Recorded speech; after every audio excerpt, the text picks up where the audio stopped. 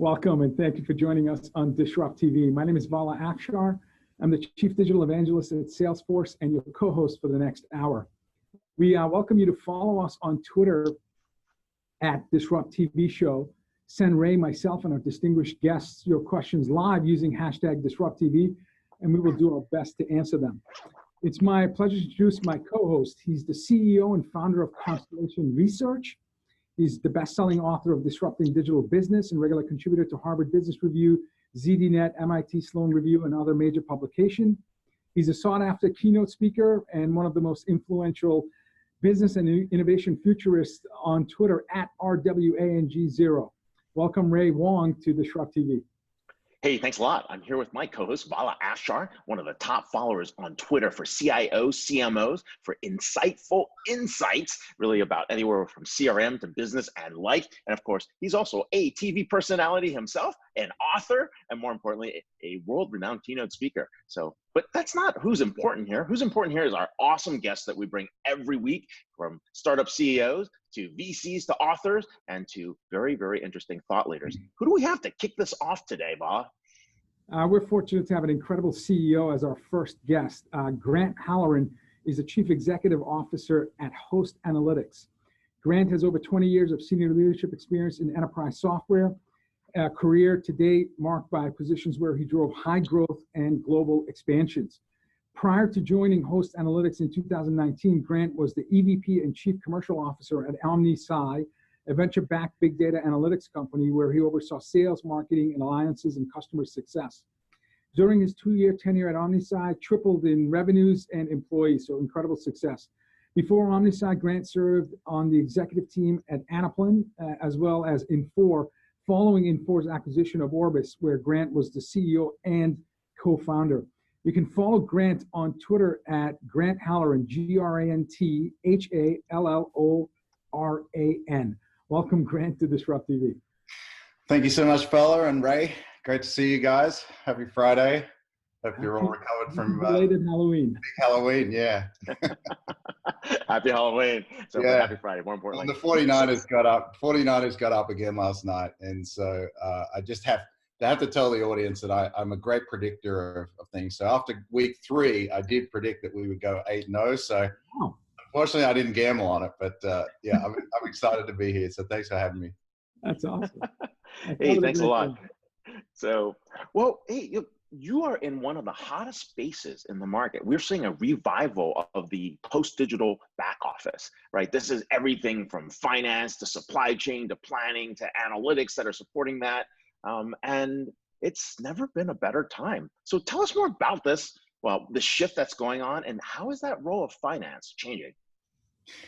Yeah, I think the first thing to note is that, business is just becoming increasingly complex, right? If you think about, a decade ago and a decade ago before that, compared to companies today, almost every company that you talk to, they have much more complex internal organizations, right? They're either been acquired or they've acquired a whole bunch of companies. And so that's created a lot more complexity in their business. Their supply chains are more complex with globalization in the last 20 years.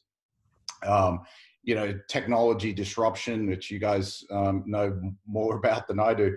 It's just incredible. New competitors can come along at any point in time, right? So this is the big shift that's happened, I think, inside business, is that we've just become a lot more sophisticated and complex. And so what that's meant for modern sort of finance teams, I think it's meant a couple of things. Firstly, you've seen finance evolve to become much more of a business partner. And we hear this a lot, but it's very true. Much more of a business partner to the different department heads, the different folks that are running the business on a day-to-day basis.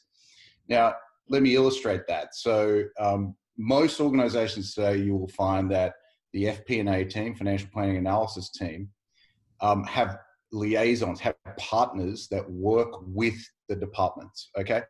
So what that means is that those folks have to almost become experts in the functional aspects of the business if they're going to be able to provide that realistic support. So I think this is the very first thing. If you're working with the marketing team, marketing has been just completely overhauled to become much more of a technology oriented function today, with the rise of the internet and digital marketing. So, the finance team have to really understand the mechanics of that. They have to understand how it all connects in to the sales department if they're going to be an advisor and a help to the business. So I think that's the first thing. And then the second thing is just the torrent of data that organizations are collecting today, right? So Yes. it's not just about the data, that traditionally a finance person would be almost like a kind of service provider to the business. Say, hey, I've got some data. Can you tell me what it means? It's not about that anymore. Finance is playing a critical role in empowering the organization, in pushing that data out so that you can get insights faster. And that has meant that finance has had to become increasingly tech savvy and figure out how do we get data to insight as fast as possible. So you're seeing more finance people with more technology experience and a lot more MBAs so that they can understand the business better. I totally validate that from a certainly inside point of view. At Salesforce, our financial team, led by our CFO, incredibly tech savvy. I don't even like using back office anymore because he and his team are so forward-looking and accessible. They're speaking at technology summits. They're deeply involved in roadmap discussions. Again, super tech savvy. So I think for certainly digital native companies that were born in the cloud and mobile and social and have strong data underpinnings, the human resource team, the finance team, these are teams that are really at the edge of the business, engaging with customers and partners. And the more you practice radical transparency, you find these what traditionally called back office functions really actively involved in making sure customers understand the business. So speaking of tech savvy, can you give us a sense of how CFOs, certainly leading forward-looking CFOs, are working with emerging technologies like, for example, artificial intelligence to help, streamline, add automation, and really deliver, as you said, data and insights in near real term to all of the various lines of business owners and the entire ecosystem? Yeah, I think if you go back a few years again, just to get context here, there's been quite a dramatic modernization of the finance systems. So starting with ERPs, right? We're upgrading. Always starts with ERP. What do you mean? There's been a lot of upgrading of core financial systems and supply chain systems to basically lubricate the business and be able to get that data, transact and get the data out to folks quicker. I think you've also seen, in the financial planning side of things, we've seen an incredible rise, myself and our cohort of peers in this space, right, have had tremendous growth. So a modernization there where really the objective is how do we get the data out to people? How do we increase the financial IQ of the whole organization? And that means getting the right data to folks at the right level too, right? So we've seen a fairly dramatic, rise of kind of more granular data, right? Being able to plan and make decisions on very fine-grained detailed data, not just at the corporate GL kind of level. So this has been coming along, and now we're at the vanguard now, I think, of the rise of true predictive and decision support technologies. And this is an expression that we use a lot, decision support, and we talk with our customers, and we've done a ton of R&D in this area. They really are wanting the technology to kind of augment their human intelligence, right? So they're looking for, if I have a chart and I have a line and I want to interpret that line, give me another line that a machine is showing me. It doesn't mean I'm going to 100% trust that line, but it's going to augment, my predictive abilities. It's going to augment what we instinctively think as understanding our business. So I don't think you can fully rule out the fact that, human intelligence is going to remain a very important factor in decision making for a long time. But they're absolutely very interested in AI technology, specifically around, revenue forecasting, anomaly detection is very important, right? So especially when you're looking at, larger organizations with vast complex businesses. They want to be able to detect things quickly, and that lends itself very well to machine learning models. So things like that. I think, Vala, we're at the vanguard. I think there's so much to go over the next decade in this area. So companies are exploring it. They're super curious about it, especially in the finance side of things. I think it's at relatively early days compared to some other functions. Sure, sure. Yeah, and Hill, on with the shift though, what are you hearing from your customers really about the shift that's going on in terms of continuous planning, right? People trying to get to like 0 FTE finance offices. What's happening with data and insight marketplaces? Like, where's all this going? Like, are people subscribing to this? Are they ready for it, or are they still a little bit cautious? Yeah, I think that automation, I doubt anyone's going to get to 0 FTE. I certainly don't hear that from my customers. But continuous planning is an expression we use here at Host. It is a vision and an aspiration, and it's all about speeding up the cycle. So if you think about planning and running a business has historically been you think about that classic kind of circular process diagram where you plan, then you go into this next part of the cycle, you execute, then you go into analyze, insight, and back to plan. Well, we know that a modern business can't operate with this kind of, this kind of cycle, right? Where it's very slow and it's like, well, at the end of the quarter, we'll go back and we'll have a look at what that means for the next part of the cycle. So continuous planning is about speeding up that spin cycle. And that means practically a couple of things. It means that you need data to flow through the organization on a daily basis, right? So how's our sales performance? We have customers literally that look at sales performance on it and they break it up into 8 segments a day, right? Especially as you're getting towards the end of a period, you want to really know how that's moving. So frequency of the data flow and the insight and the decisions, the frequency is going up dramatically. We've often talked about the speed of decision making, right? So can we get the data, the insight out and make faster, better decisions? This is still true, of course. But to me, the big shift here is the frequency of decision making. I ask any CEO, if you could make 52 decisions on a particular topic per annum versus 12 or 4, what would you choose? That's a great question. But here's the counter. Here's the counter, though. Are we better off taking the long view and making shorter sets of taking wider sets of decisions between the time frames, or do we take shorter sets of faster decisions? So do we know which is better at this moment? What I hear, I was at a dinner recently with about a dozen CFOs in New York City from different industries and different size companies. Very sophisticated group of people, I have to say. What they talked about, we talked about this particular topic, right? They say having a strategic plan, a 5 to 10 year plan, is vital, right? So doing that long range, more strategic plan at a fairly detailed level, understanding what the objectives are for different parts of the business. Are we going to expand the business internationally? At what rate? How are we going to stage and sequence the events that we want to occur? But of course, reality then bites, okay? I mean, we operate in a highly dynamic business world. Amazon can arrive into your marketplace tomorrow, sight unseen, right? All of a sudden, boom, you've got a new competitor.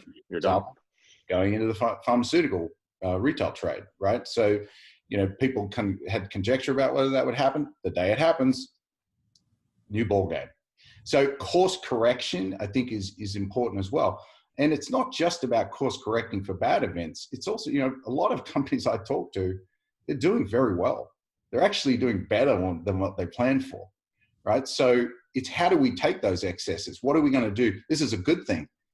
Okay, now I've got another half year, but I'm ahead of plan. What can I do to accelerate that? What opportunities might that create for us? So you need, Ray, I think, to balance the two. Have a strategic long-term understanding where you want to go, what the intent is for your business and your mission, but also be able to be relatively agile as a company and course correct, whether it's opportunity or it's recovering from surprises and trying to get through that.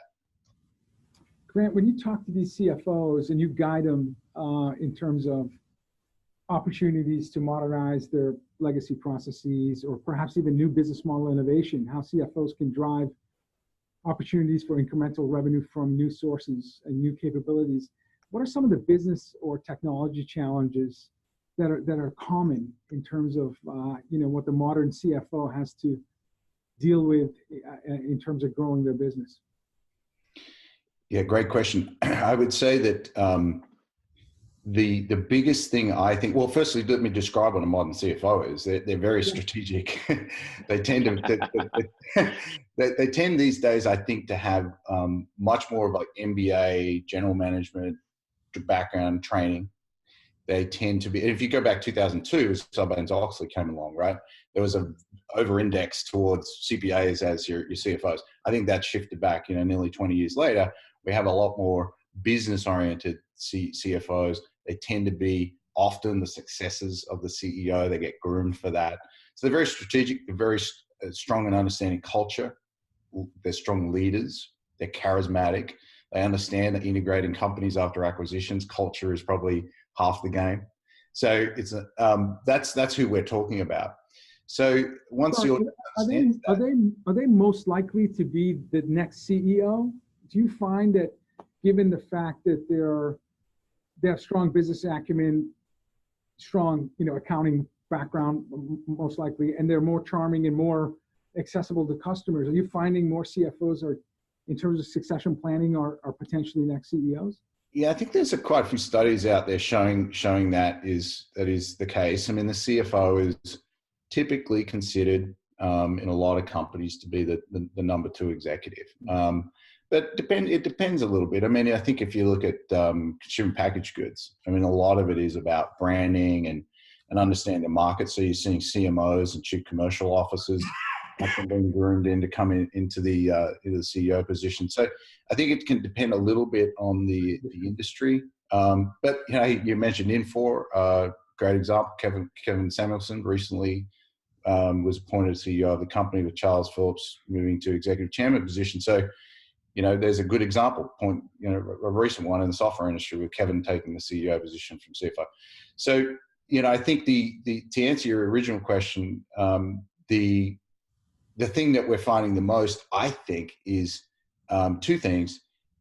A lot of it is actually about sales and marketing, right? Frankly, there has been a massive modernization, customer experience, the emphasis on customer experience, and CFOs are really getting this today. They really understand it because they're seeing companies like Apple just absolutely go out and dominate the market, obviously with their design thinking, their brilliance in engineering. But I think one of the things that they do incredibly well is they create this amazing unified customer experience through every touch point, right? And they see that and they're like, wow, I wonder what we can do with that. Amazon's probably another really good example of that, right? And you guys at Salesforce, this is a world you guys live in. The world I live in, from more the financial side of things, is more about enabling the finance team to empower the organization, increase the financial IQ of the organization, so that they can support the financial rigor and decisions that are needed to actually go out and invest more in your sales and marketing and your global supply chains and whatnot. Sure. Yeah, that's a great point. I mean, that we're talking about earlier. We this postmodern CFO, and Vala, the comment you made earlier as well, tying it back to Grant here. They are actually thinking about the overall strategy of the company, right? I mean, we're talking about the opportunities here to actually drive the company, thinking about the right business models, thinking about the impact of those business models, right? And the thing that you talked about earlier, Grant, about really getting decision-making in the hands of more people. I mean, if you can do that, I mean, there's a huge potential to speed up, right? Not just the decision-making, but really the impact of that decision-making, which is kind of huge. So. Yeah. But hey, I wanted to chat with you a little bit. We got a few seconds here left, but what I really want to chat with you is about like your progression, man. You've gone from CMO to CEO, right? Yeah. Of 2 startups, right? So talk about that transition. What have you learned along the way? We're just talking about CFOs becoming CEOs. Look, you're a CMO that became a CEO. It's pretty wild. Yeah. So. Well, thank you. I know we've only got a minute or so before you go to your next guest. I think for me, it's just been, I've always been from a young age, I've always been a business guy. When I was 7 years old, my siblings and 1 of 6 kids, they were like, yeah, you're going to be running a company one day. So I've always kind of felt like I've had that in my DNA. The thing that I found, as a I would say a modern CMO is I'm always been quite strategic. I've always been able to think about the market and how you position in a market, and it's chess. It's not just what you do today. It's about multiple steps and thinking about how the competition will respond to the things you're going to do, and so on and so forth. So I've always enjoyed that. I've worked very hard as well on my leadership skills and what I can bring to the team there. So I really love it. It exercises all parts of my brain. It's so CEO is often talked about as a super challenging role, but I also tell you, and Ray, you'll attest, it's a lot of fun. I get a lot of joy from the impacts that I can have helping my team grow, helping our customers. It's a really rewarding experience. Well, this is wonderful. We're here with Grant Halloran, CEO of Host Analytics. You can follow him more at Twitter at Grant Halloran, GrantHalloran. And of course, you can hear this episode on SoundCloud, Apple, and of course, on YouTube as well. But hey, thanks a lot for being on the show. Thanks, Grant. Thank you, Grant. Thanks so much, guys. Ciao. Bye. Thanks. You can sense the passion and excitement in the CEO. And all successful companies need CEOs that love what they do. And that was very clear with Grant's interview. I also think that, again, when I think of my company's CFO, he's incredibly active on multiple dimensions. So it's certainly not someone that, appears to be leading a back office function for sure. Our next guest, we're privileged to have Aaron Harris, CTO of Sage. As Sage's global CTO, Aaron is responsible for Sage's technology and product vision. Aaron has more than 25 years of high-tech engineering experience in business applications and software development strategies. From Sage's Enact's earliest days, Aaron has led the company's product vision and technology direction. He's a pioneer in cloud computing, and he has helped Sage build the world's first cloud architecture delivering on-demand financial applications. Aaron regularly contributes to development of best practices for cloud computing, service-oriented architecture, platform as a service, and accounting and finance technology standards. He's also hands-on leading investments in AI and machine learning, distributed ledgers, blockchain, and other emerging technologies to transform the way people think about and work. You can follow Aaron on Twitter at @AARON_R_Harris, HARRIS. Welcome, Aaron, to DisrupTV. Yeah, thanks for having me. Excited to be Hey, here. congratulations on your role. I mean, you were originally at Intact, and now you're the global CTO of Sage. Let's start talking a little bit about your career. I mean, like all good roads, you started out at Accenture. No, I'm just kidding. Actually, you did. Yeah, no, I started at Arthur Andersen, the other side of the family from Accenture. Wow. No. But hey, but talk a little bit about the career, what you've been doing, how you got here, because like the role that you play is significant, given the size of Sage and the role it plays, especially in enterprise software around the world.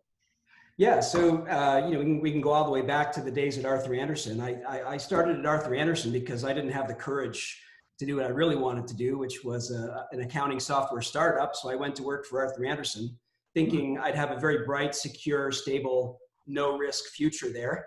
We all know how that worked out. But about 20 years ago, a few of us formed the team that founded Intact. 17 years or so into that journey. By the way, I joke that I was the longest serving private company CTO in Silicon Valley at the time, and I challenge anybody to prove me wrong on that. Wow. But I led Intact as CTO for about 17 years until we were acquired by Sage just over 2 years ago. Amazing. And, 6 months ago, I was asked to be the global CTO for Sage.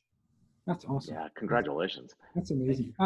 I was with a prior company for 20 years before I joined Salesforce, but multiple roles. So 17 years as CTO, that's unbelievable. I don't think I've ever heard that.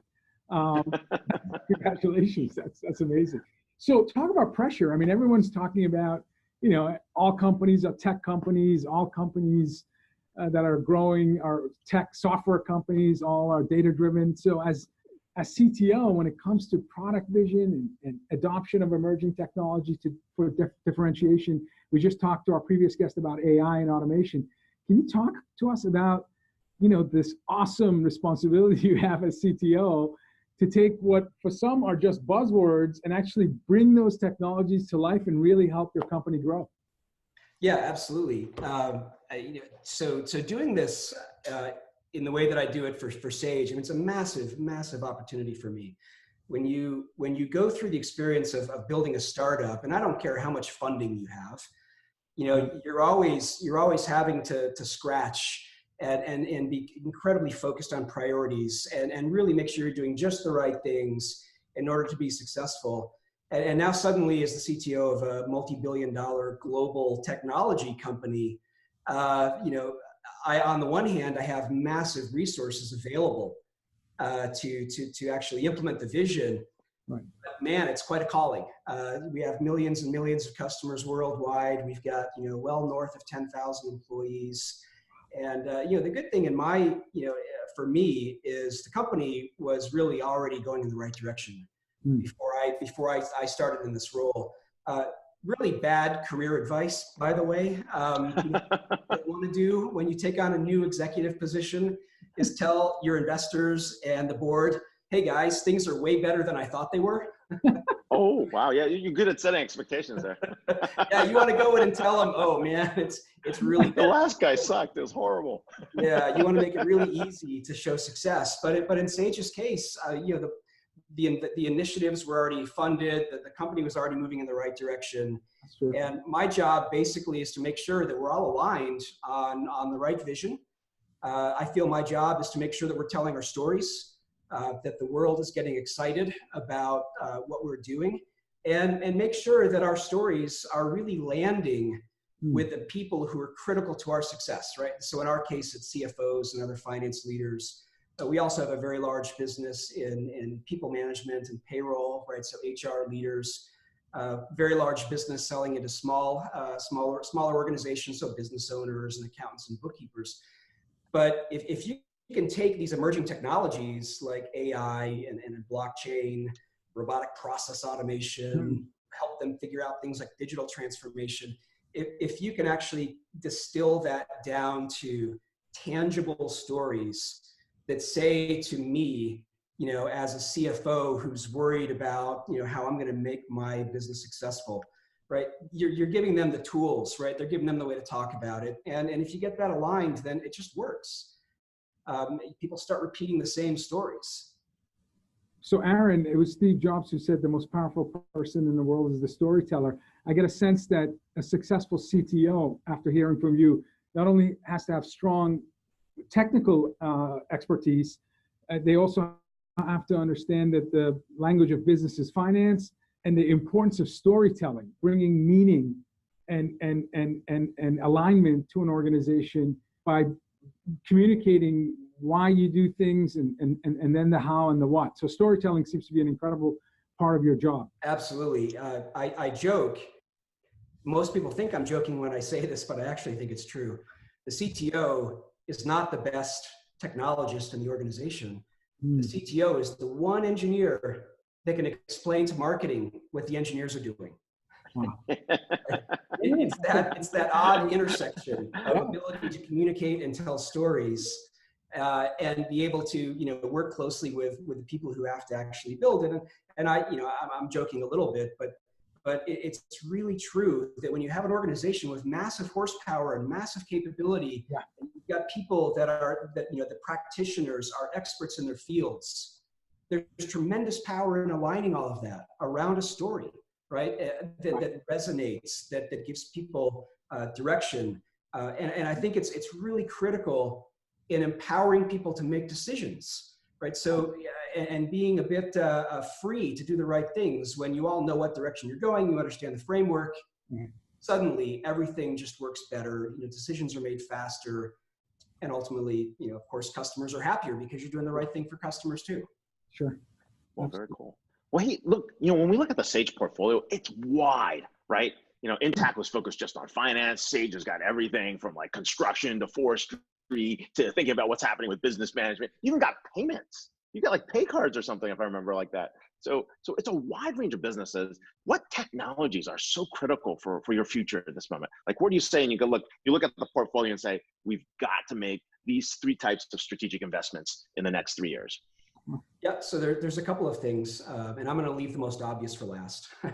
Right. So number one is making sure that we've got cloud native platforms to serve all of our core markets. We need to have a powerful, compelling cloud platform as a destination that helps us to continue growing as an organization.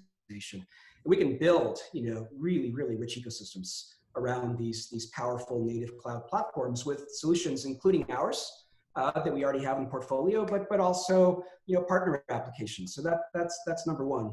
But hold on, that's not easy. You guys were founded 38 years ago. You're sitting on a lot of legacy to move to the cloud. So it's a blessing and a curse, Ray. So the blessing is that, that portfolio is very profitable. Oh yeah. It gives us reach to millions of customers.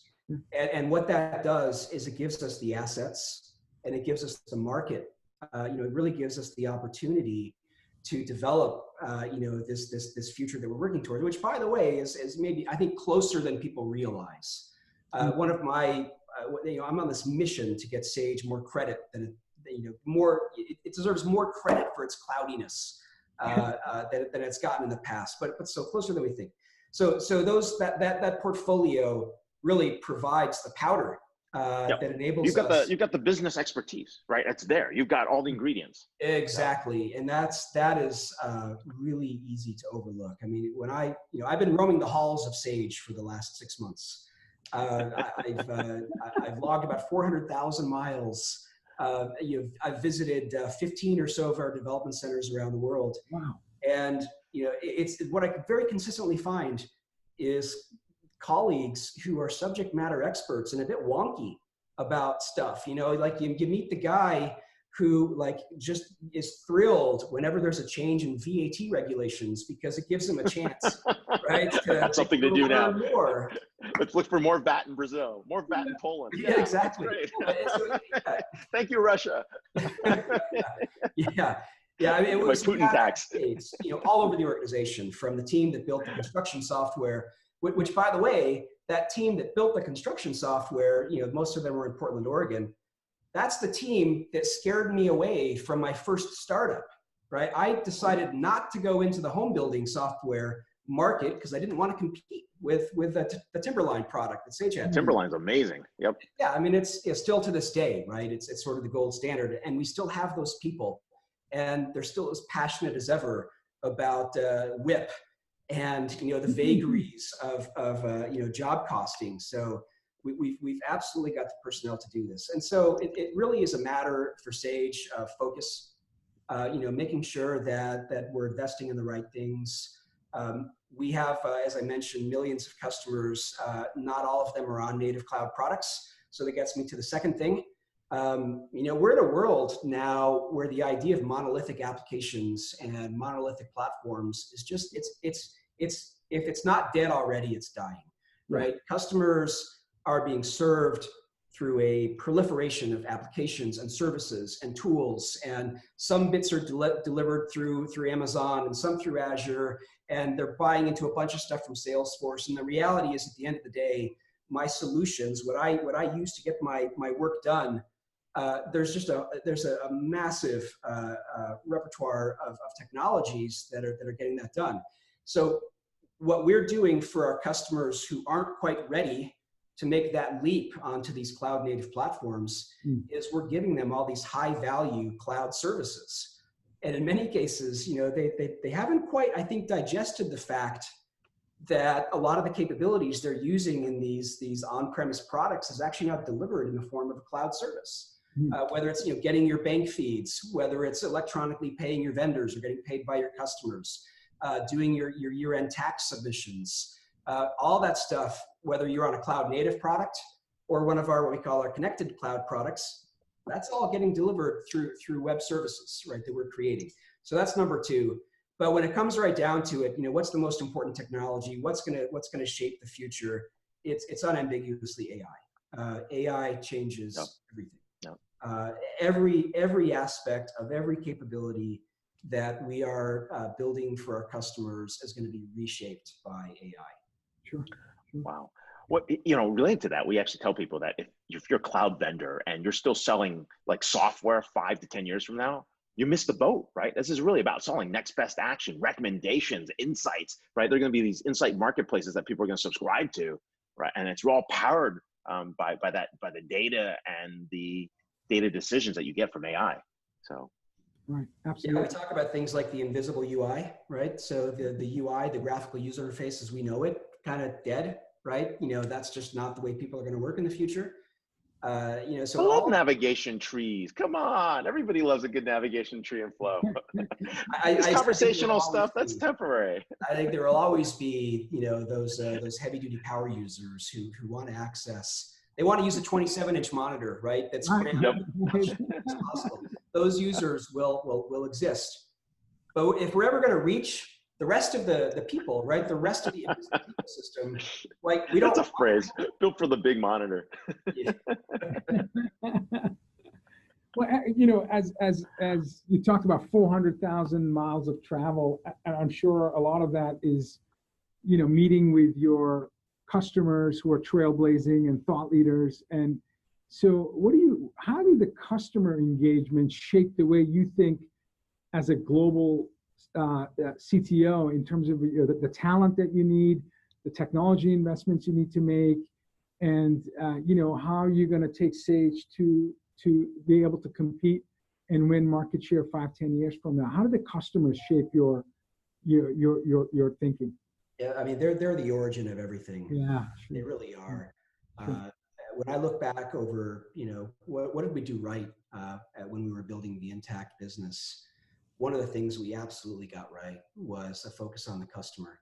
I would estimate that I probably spent 25% of my time as CTO, either with customers, working with sales, with prospects, getting out to events, whether they're ours or other events. Right. But having that close connection with customers is absolutely critical. It's not just understanding requirements, right? That's important. Sure.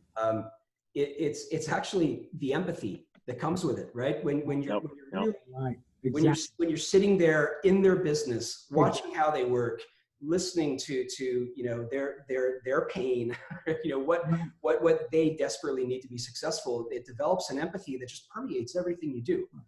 And I often got a little bit of in trouble with this, I guess, in my time at Intact, even when we'd become a larger company, when we were, we were pretty large there towards the end before we sold to Sage.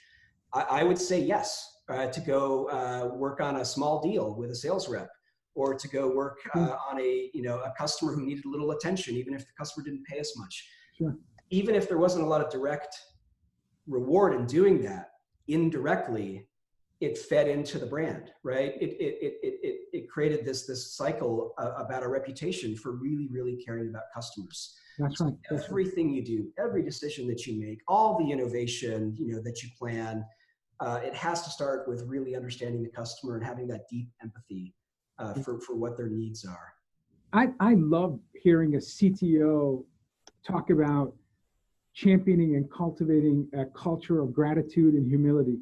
So even if the deal isn't there, even if it's a small customer, demonstrating accessibility and interest. I think that's what's missing from a lot of big companies, even big successful companies, is they tend to, because of their growth and success, sometimes, especially at the leadership level, take for granted that it was a bunch of those small customers that helped you get there. So, if it means you make a sacrifice and you go and you speak with them and you learn from them, that's what I think every CTO should do. And the 25% I think is a great benchmark for any CTOs that are listening to us. Spend at least a quarter of your time, and it's hard to do. I mean, 25% really hard. of the time is that's a lot. Most CTOs are introverts, right? We don't naturally go out and meet people we don't know. What people? No, I was kidding. So congratulations. Sage Intact is on its 20th birthday. So let's spend a quick moment talking about the little journey. Any highs, any lows, any things that made it that success story? Over 20 years, there's been quite a few highs and quite a few lows. Let me start with the highs, right? So the highs almost always come when you have a chance to be with a customer. And you can see that idea that you had, 4 or 5 years ago, that you thought, might work, that might solve problems, that might be a little bit of a game changer. When you can sit with a customer and not only are they using that and being successful, but they're sort of parroting back to you the vision. Oh man, it's just hugely rewarding whenever you have an experience like that. And that's magnified at events like the annual user conference, when you get thousands of people together that have all been sort of on this journey. That is just so rewarding. You have to have a lot of misses along the way to get there. I can write a book about all the things that we tried that didn't work. I started off, despite the way I look right now, I was pretty young when we got started, and inexperience, led to a lot of mistakes and things I wish I could do over. Just seeing the customer succeed is far and away the biggest high. The lows, when you spend 17 years to build a company, and you go through recessions, you go through world-changing events like 9/11, which was sort of early into the history of Intact, and you have to make very hard decisions about where you're going to prioritize. Times when you have to cut headcount, right? Scale back the company. Times when you have to stop investing in things that aren't working. Those are always incredibly painful. If we were to write the book, I think, about Intact, I think actually the story of Intact and its path is more representative of the Silicon Valley experience than people realize. We had a really big exit, but it took us 17 years to get there, and a lot of highs and a lot of lows. And fundamentally, it comes down to perseverance, right? We had a really dedicated leadership team that had virtually no change in the last 10 years. It was amazing. And I remember, like, back in the early days, it was like a partnership announced every 3 days. That was like hilarious. Some of them were a little interesting. I can't remember who did that. I don't know if it was Peter. Someone was announcing a partnership every 3 days. I was like, yeah, what's up with that? Some of them worked out, some of them didn't. Oh, it's okay. No, but it was fun. It was just like the way you guys did that. So, but hey, we are here with Aaron Harris, the global CTO at Sage. You can follow him at Aaron at AARON_HARRIS. Thanks so much for being on the show, and congratulations on the 20th anniversary. Thank you very much. You're terrific. Thank you so much. Wow, two incredible, executive CEO and CTO, all focused in helping businesses be more efficient and customer focused, and that's great. And speaking of customer focus and customer experience and driving, meaningful outcomes, our final guest on the show is Nicole France, Vice President, Principal Analyst at Constellation Research, focusing on digital marketing, sales effectiveness, and customer experience. Nicole's research examines the interrelationship between sales, marketing, and customer engagement, and how to make it more effective. Nicole evaluates the tools as well as the principles and practices that generate the best results. She has over 20 years of experience as both technology analyst and marketeer, so practitioner and thought leader, influencer, and analyst. Nicole has unique perspective on both the trends and practicalities of effective customer engagement. Please follow Nicole on Twitter at LNFrance, FRANCE. Welcome back, Nicole, to DisrupTV. Thanks, Vala. Thanks to you and Ray both for having me back on. It's always a pleasure. Yeah, look at the background. I wonder what country she's in. This is pretty awesome. my Mediterranean patio in Southern California. Yeah, it's not smelling too smoky today, so it's pretty good. Okay, you're in good shape. I'm glad everyone's all right. So you just wrote a blog post, and this is a very interesting blog post because it's talking about you're a CDP skeptic. So first of all, let people know what the heck a CDP is, and more importantly, talk about why you're a CDP skeptic. And let's start there. Okay, sounds good. So CDP stands for Customer Data Platform. If you're anywhere near marketing, you've probably heard about this. You've probably heard quite a lot about this. You may have one. And really, the idea and the promise of a CDP is to pull all of the various disparate sources of customer data together in one place where you can analyze and make sense of it and take action.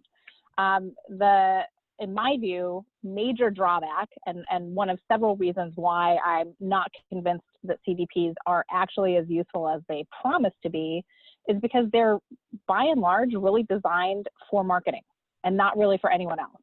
And as you guys know, and as I think we heard actually very artfully described by Grant and Aaron in various contexts just a few minutes ago, the problem is that it's not just marketing that really needs to have, one, a holistic view of customers, and two, a consistent source of information that they use, right? So why am I a CDP skeptic? I think it really comes back to, and this is part of my background, Vala, the practicalities and the actual use of this stuff. So I think the promise is we're going to solve this problem of having a consistent, holistic view of customers. The reality is that is always problematic, and I'll come back to why in a moment. But more importantly, it only really does it for marketing in most cases. And that, in my view, is a fundamentally short-sighted way of looking at customer information. And frankly, it's not a good investment, right? If you're spending money on trying to overcome the challenges you have across your organization in creating good customer experiences by understanding enough about your customer to be able to interact with them consistently, that extends way, way beyond marketing. So if you're only looking that far, you're not looking far enough.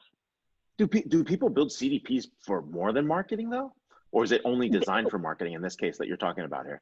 Well, so this is where we start getting into some interesting challenges, because a big part of the issue is not just creating a repository and putting all of the data in, right? There are lots of different approaches to doing that. There are parts of typically IT that are very focused on data gathering and consolidation and management. The important part of a CDP is really about extracting some useful insights from it and being able to do something with it. And in answer to your question, Ray, I think, yes, absolutely, there is a strong desire to apply this to more than marketing. I think the reality is a lot of the tools that have been on the market for a while do not make that very easy. They're fundamentally designed primarily for marketers. And there's a reason for that, right? It was overcoming a very practical challenge, which is marketers needed something that they could use quickly with short response times and that didn't require a huge amount of technical expertise to derive the insights they needed from those data sets. That I'm wholly supportive of doing. The problem is marketing isn't the only part of the organization that needs that help, right? And I think the big issue for me here is really around a couple of areas. One, if you're trying to focus on customers and customer experience, you have to be looking across silos. You have to be looking across the organization, every part of the company that has any touch point to customers. Two is, there's also an implicit promise here that you're going to have one source of truth for customer information, and so it's going to be accurate. And here's the reality. Twofold, right? One is the pace of business, of change, of what your customers are doing means there's always some degree to which customer data is going to be outdated. It's just a simple reality. And that's about designing for the real world as opposed to an ideal world that none of us actually inhabit, right? The other element is, your business is not in stasis, right? Your business is doing things like maybe mergers and acquisitions, or you're extending and expanding into new markets, or you're trying out new offerings and product lines. All of these things mean that you probably are adding new sources of data that are not necessarily going to be automatically part of this one perfect, consistent view of customers. So that's one aspect, the data consistency. The other really big thing for me is, although everyone across the organization needs to be working from the same playbook, we've got to have a consistent view of customers, even if it's a little bit imperfect. If we're all working to the same view, then we have a much, much better likelihood of being well coordinated and consistent in the way that we interact with those individual customers across the enterprise. And that means also, what customer service needs from that customer information is going to be a little bit different to what marketing is trying to do. And that's going to be different again to what sales really needs. Finance probably wants a view of this stuff too, but what they're looking for is going to be in a completely different kind of context to what other parts of the business are. So responding to, understanding, and letting those use cases actually drive how you invest in those systems, to me, is actually a really fundamentally critical part of getting customer data management right. Yeah, it makes a lot of sense.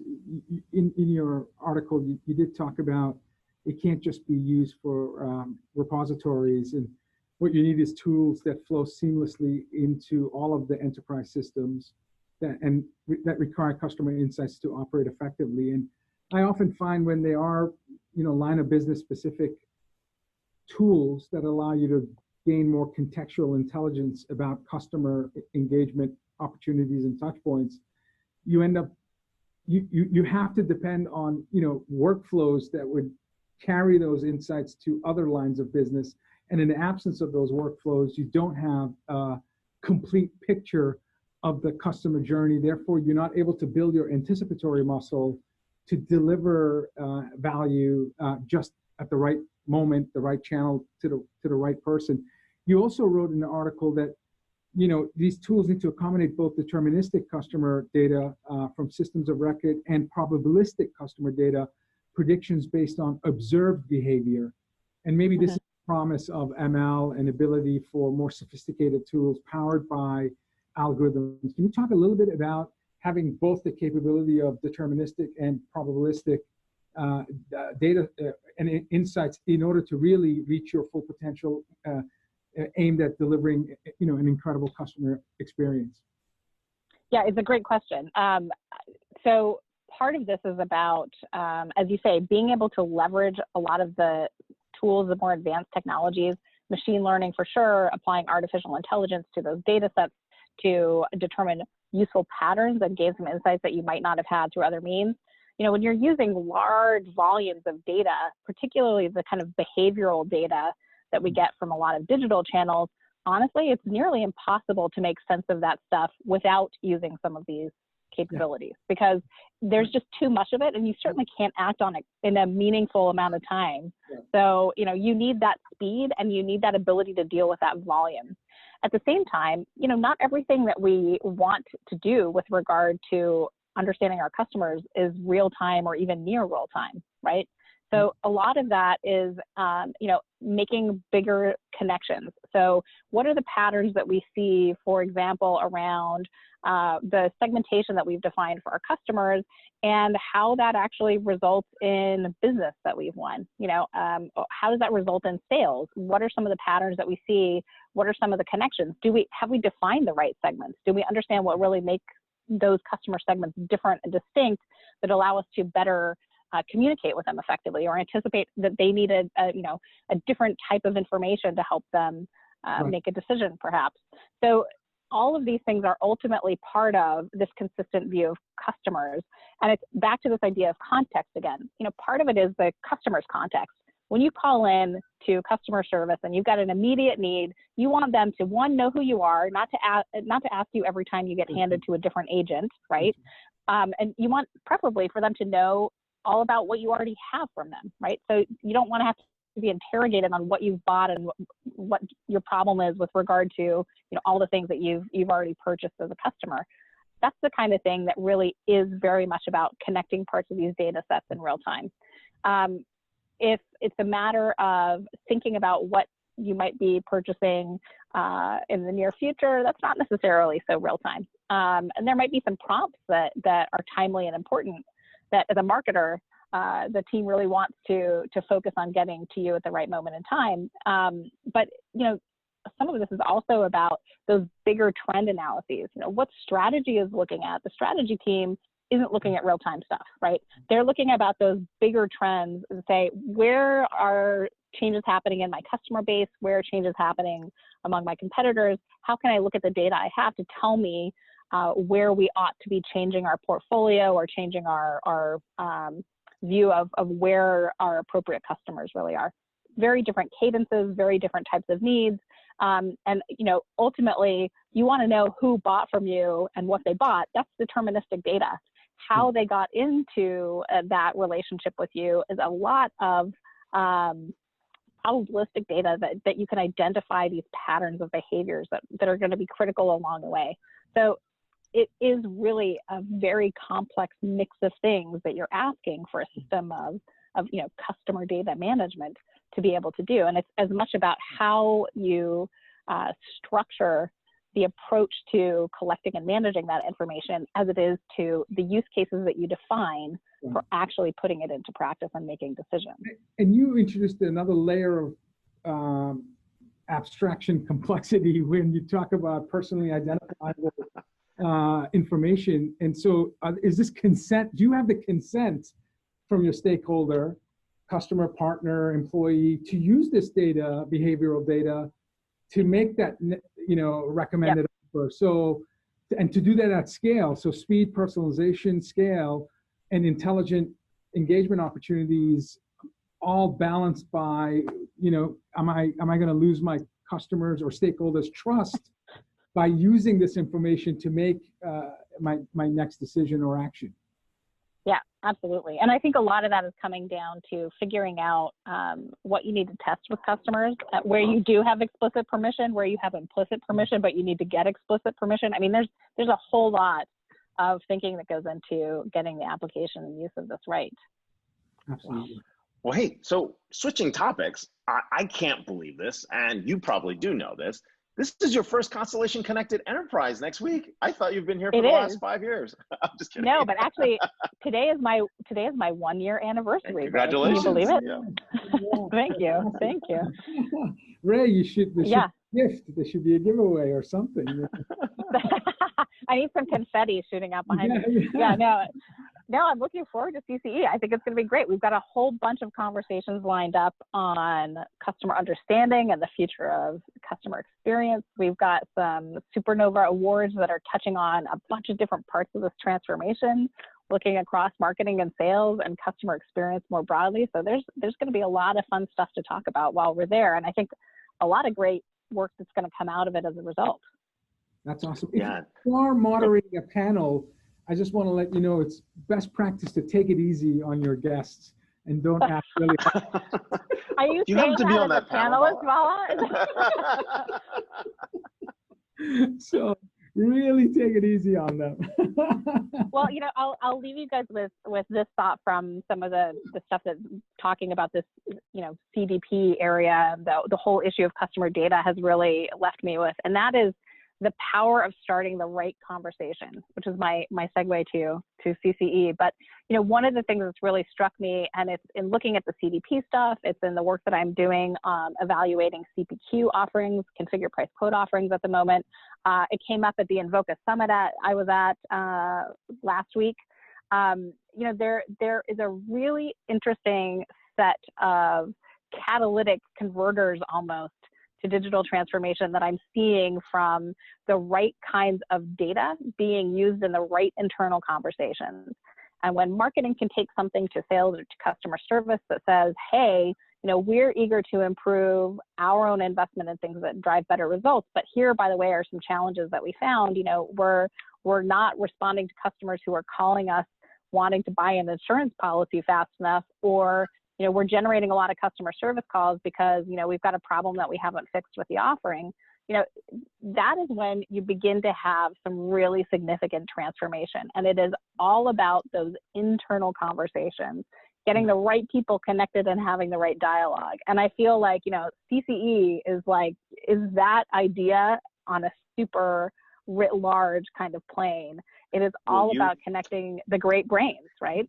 Will you be my palladium to my catalytic converter? Just kidding. Palladium's running at $1,800 an ounce. Just kidding. Anyway, hey, we are here with Nicole France. You can follow her on Twitter. She's our vice president and principal analyst, looking at customer understanding, customer experience, and all things customer. So follow her at LNFRANCE. Thanks a lot for being on the show. Happy Friday, Nicole. Thank you, Nicole. Happy anniversary. Thank you so much. It's without any exception, every time we have Nicole on the show, it's after a wonderful, article or thoughts that allow us to have the fastest 20-minute segment because so much insight, so much incredible thought leadership. So it's terrific. We don't have a show. We're at the Constellation Connect Enterprise. There's a hashtag for this incredible event, hashtag CCE 2019. So if you're not part of the 400 lucky folks that are at Half Moon Bay next week, you can certainly follow the hashtag. You're going to see live streams on this hashtag. You're going to see photos. You're going to see poster boards with professional drawing that recap all of the keynote presentations in an incredible visual aid. So do yourself a favor. I'm sure that, the last 5 years, this hashtag has trended on Twitter across the US. So definitely follow CCE 2019, and you'll get some incredible insights even remotely with live streams and everything else. So the next show for us, which is episode 170, I think close to 400 unique guests, is 2 weeks from now. So I think, 15th, if I'm not mistaken, not next Friday, the Friday after. So we got Robert Glazer. He's the founder, CEO of Acceleration Partners. His company has won Best Company Culture in Boston. He's just author of a second book, best-selling book. So we're going to learn a lot from Robert. Tiffany Ashley Bell, Executive Director at Human Utility, and Liz Miller, Vice President, Principal Analyst at Constellation Research. I think Liz started today.